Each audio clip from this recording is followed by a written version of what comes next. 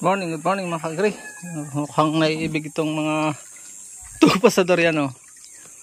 Oh, hindi lang nila makain. Pero dahil may biyak na, ayan ay hihimu din nila kahit nga uloy, banat sila dyan eh. So ayan oh. Nasaan na yung isa yung nag-iisang babae? Nasaan si Moni pa? Ha? Nasaan?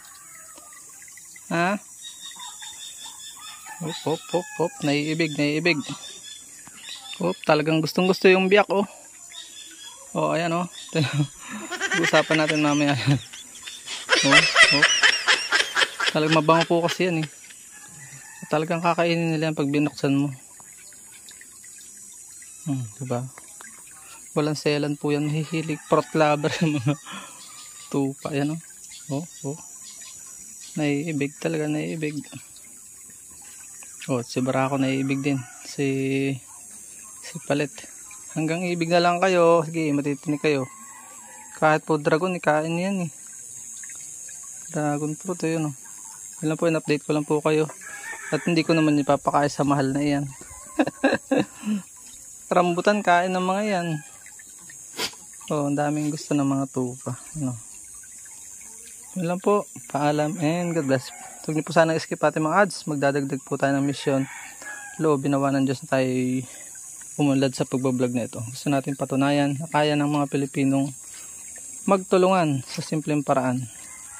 Paalam and God bless. Hoy, huwag mo yung kainin. Bait naman eh. Sabay na. Sabay. Sabay na.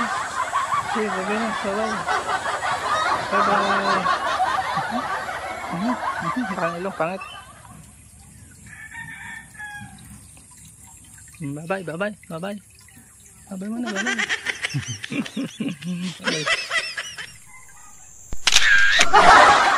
At dyan po, nagtatapos ang munti natin vlog. Nawa po kayo nag-enjoy at may natutunan kahit konti mula sa inyong lingkod.